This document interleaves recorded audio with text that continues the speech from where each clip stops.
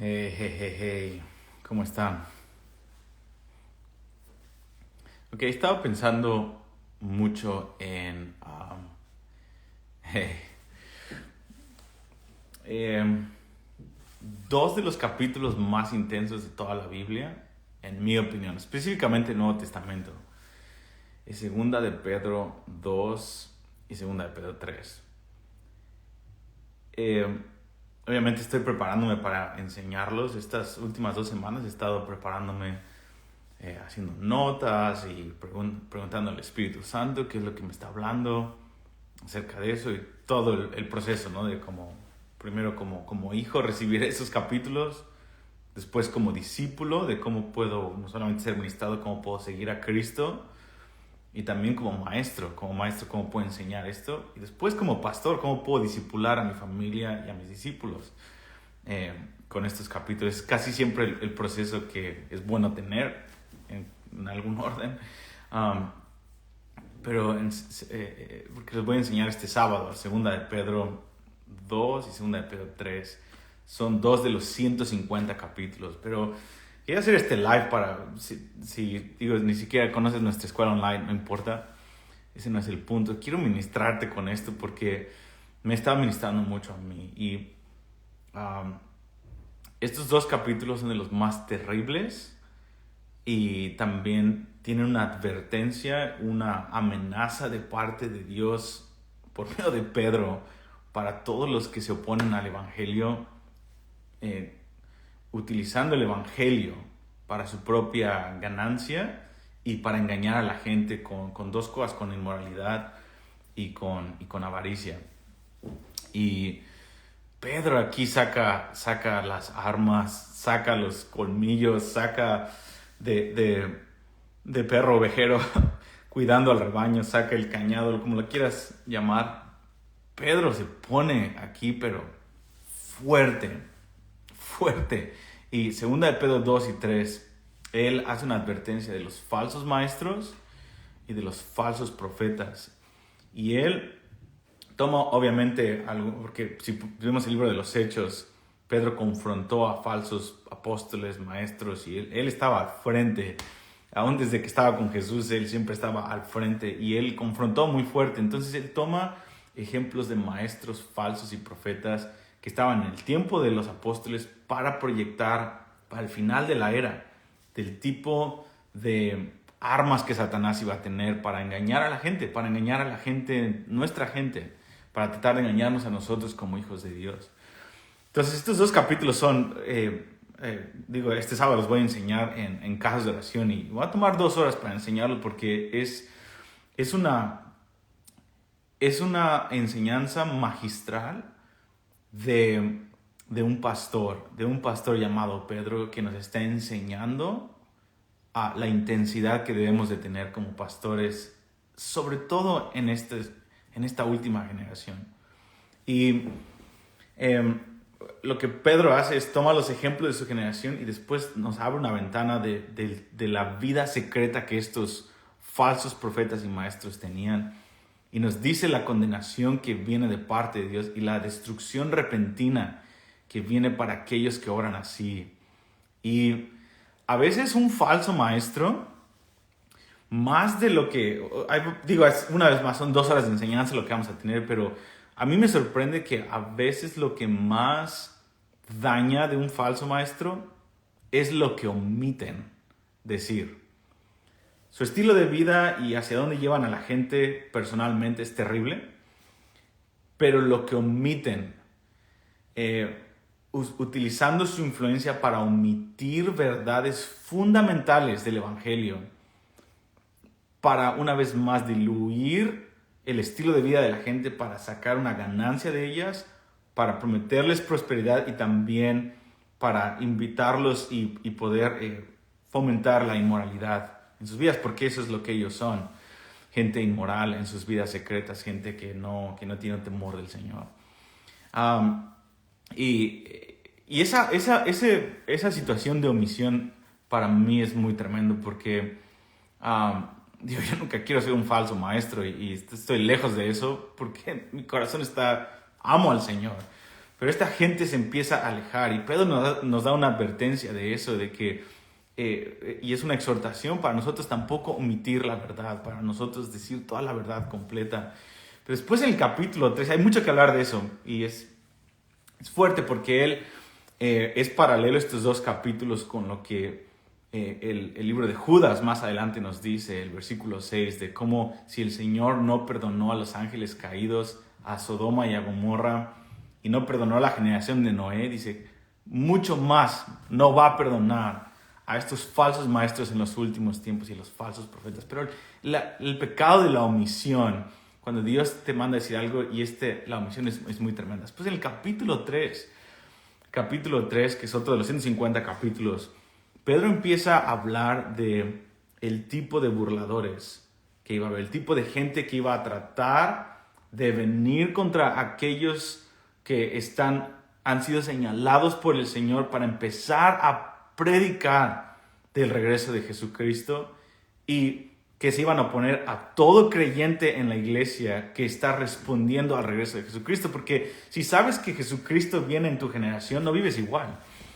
Y estos son, él los ataca, refuta todos sus argumentos en 4 áreas: histórico, de manera natural, también de manera moral y también de manera teológica.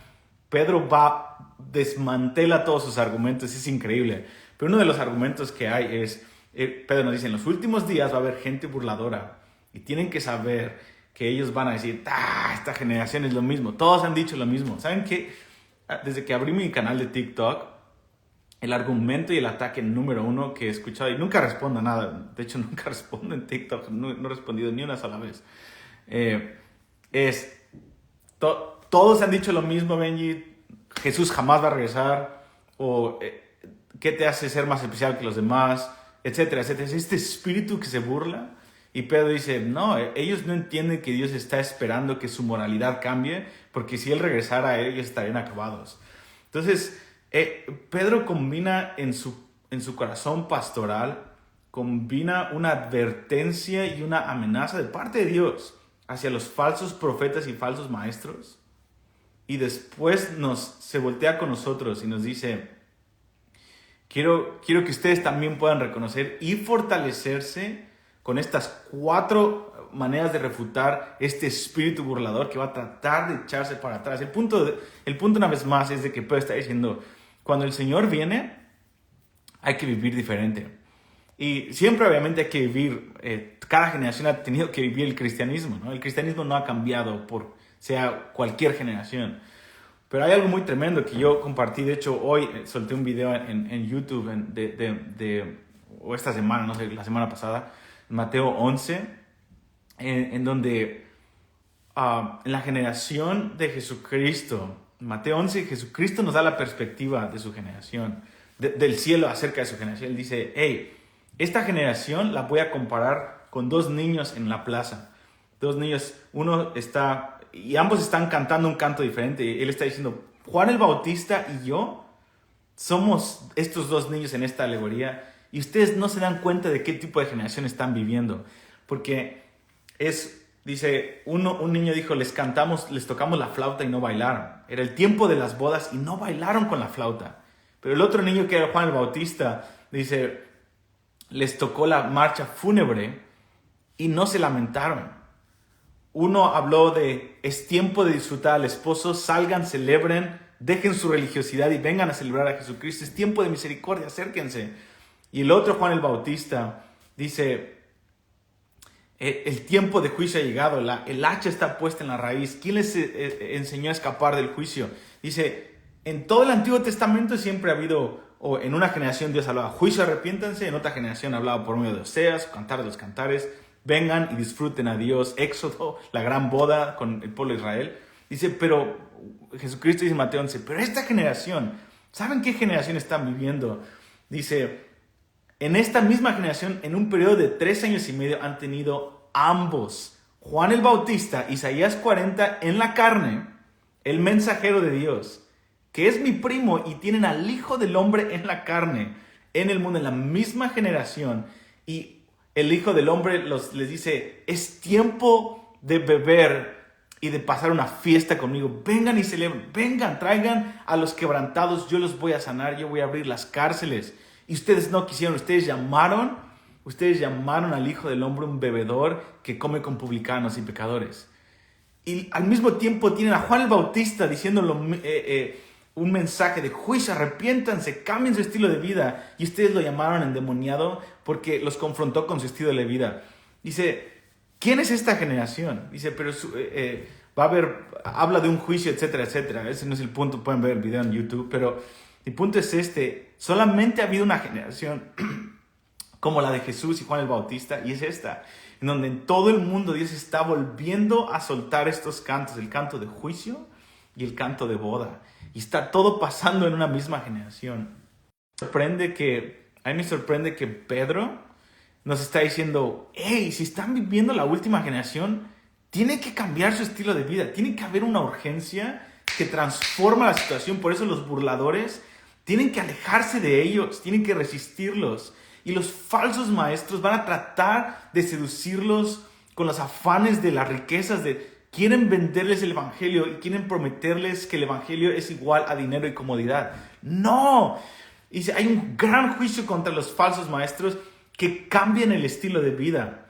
Y también contra los falsos profetas que en vez de crear urgencia para el regreso de Jesucristo, crean una indulgencia para rebajar el estilo de vida y quitan esta urgencia, ese fuego que tiene que haber en la iglesia. Por eso me encanta el 2 de Pedro, aunque son de los capítulos más intensos de toda la Biblia, en mi opinión. Me encanta cómo Pedro está saliendo a la batalla por la iglesia local. Y amado, en este live yo solamente te quiero hacer un llamado: no omitamos las partes del evangelio. No omitamos lo que el Señor está hablando acerca de Israel, acerca del quebranto que viene en las naciones. No existe un optimismo positivista en el Nuevo Testamento. Es una realidad profética que tenemos que abrazar. Tenemos que abrazar lo amargo y lo dulce del evangelio. Me encanta Pablo en Hechos cuando él se está despidiendo después de 2 años y medio de estar en Éfeso y de dirigir este avivamiento tremendo. Dice, con lágrimas, ustedes saben que todos los días con lágrimas los llamé al Señor. Y dice, y yo no les encubrí nada, les hablé todo el evangelio, no les encubrí nada del misterio de Dios.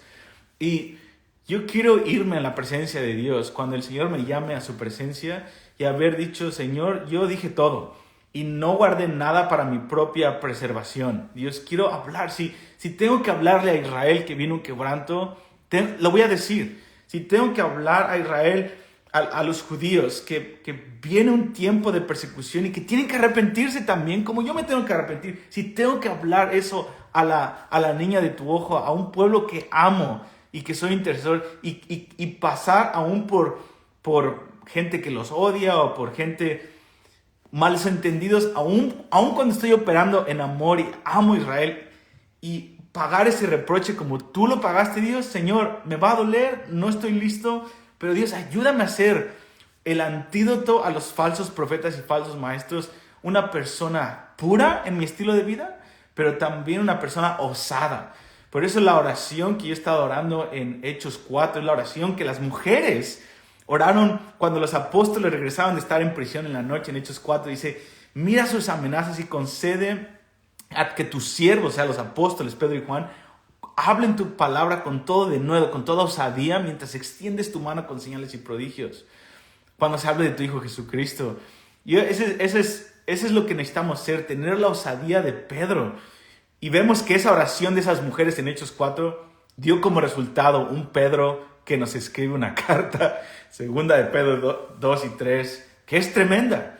Y a mí me encanta, algo que a mí me está fascinando mucho de Jesucristo es su corazón de pastor, que Él es el buen pastor de Salmo 23, es el buen pastor que nos predica los últimos días. Es lo mismo. Si vemos a Jesucristo de los últimos tiempos de Apocalipsis como alguien, no como el pastor de Salmo 23, no captamos la idea. No es el Jesucristo del Armagedón. El Jesucristo del Armagedón no es un león fiero que viene a matar a todos. El Jesucristo del Armagedón es el Cordero de Dios que quita el pecado del mundo, manso, y que es el buen pastor. Él es como así se presenta. Entonces, cuando Él nos advierte por medio de los apóstoles de estas situaciones, tengo dos opciones yo como pastor y como mensajero en mi única vida que Dios me dio. O omito esas cosas y trato de tener más seguidores para hablar solamente lo dulce del evangelio, o hablo la verdad sin esperar ninguna respuesta de la gente más que una respuesta frente a Dios. Y solamente hay dos caminos. Y Pedro dice, tú quieres estar en el equipo de los que son fieles, que están esperando su venida, apresurando su venida. Entonces, eso es lo que yo les quería compartir. Estoy muy animado por segunda de Pedro. Y en fin, les amo. Y estoy viendo los comentarios. ¿Dónde puedo conseguir una gorra de casa oración? Pronto lo vamos a subir eso, pero están padres. Este Hansel es el responsable de todo esto. Hansel es el creativo aquí. Yo solamente le ayudé a escoger algunos colores, pero en fin, eso es, después les decimos. Pero, hey, lean 2 de Pedro 2 y 3 y pídanle a Dios osadía para ser el antídoto de los falsos maestros y profetas. Lo mejor está por venir, amados. Lo mejor está por venir. Aquí en iHope hemos estado en una guerra espiritual terrible. Terrible. Y he estado escuchando mi propio podcast. Dios, ¿qué me hablaste hace 2 años acerca de la guerra espiritual? Ok, 3 rounds. Y estoy yendo una vez más en esas 3 rounds que Dios me dio para pelear. Porque muchas personas que se han muerto aquí por la enfermedad que ya sabemos. Ataques. Gente loca viniendo a atacar también físicamente. O sea, cosas difíciles. Pero en medio de eso, la dulzura del pastor de las ovejas está con nosotros. Hemos sentido la dulzura del Señor. Y Dios no está detrás de la guerra espiritual. Es Satanás. Y tenemos que reprenderlo y resistirlo y someternos frente a Dios. Debajo de sus alas nos tenemos que meter y decir, Dios, tú eres bueno. Y rechazamos esto en el nombre de Jesús. Me paro en tu presencia y reprendo esto en el nombre de Jesús. Y no dejes que Satanás te atemorice. No dejes que Satanás gane el terreno en tu mente, porque una vez que gana el terreno en nuestra mente, empezamos a temer, tomamos las peores decisiones y vivimos en vez de en fe, vivimos en una angustia y una ansiedad, que es desobediencia y orgullo al final, porque empezamos a confiar en nuestras soluciones, empezamos a planear cosas de cómo podemos salir de esto, de aquello, cómo podemos solucionar cosas. Y esa es tal vez la pregunta que más carcomía el corazón de Josafat en 2 de Crónicas 20, cuando el ejército estaba rodeándolo. Es, ¿qué vas a hacer? ¿Qué vamos a hacer, Josafat? ¿Qué vas a hacer al respecto? ¿Qué vas a hacer para pagar las deudas, Benji? ¿Qué vas a hacer para pagar? No que tenga deudas yo. Pero ¿qué vas a hacer para confrontar a este enemigo? ¿Qué vas a hacer con esta inseguridad que está pasando? ¿Qué vas a hacer con esta enfermedad? ¿Qué vas a hacer? Y esa es la pregunta. ¿Qué vas a hacer? Y Josafat dijo, nada. No puedo hacer nada. Dios, tú sabes que no podemos hacer nada. Pero voy a esperar en ti. Y voy a traer a todas las mujeres, todos los hombres y a todos los niños. Y vamos a esperar en ti. Y después nos vamos a postrar. Y esa va a ser nuestra postura de guerra. Vamos a postrarnos. Y me encanta el Salmo 144 cuando David dice, Él adiestra mis manos para la batalla. Yo creo que Él estaba hablando específicamente, no la onda, sino Él adiestra mis manos para la batalla. Y esa es la batalla que tenemos que ganar, estar frente al Señor. Esa es la postura de guerra más impresionante, es esperar en Él. Les amo, espero que esto les pueda bendecir y animar.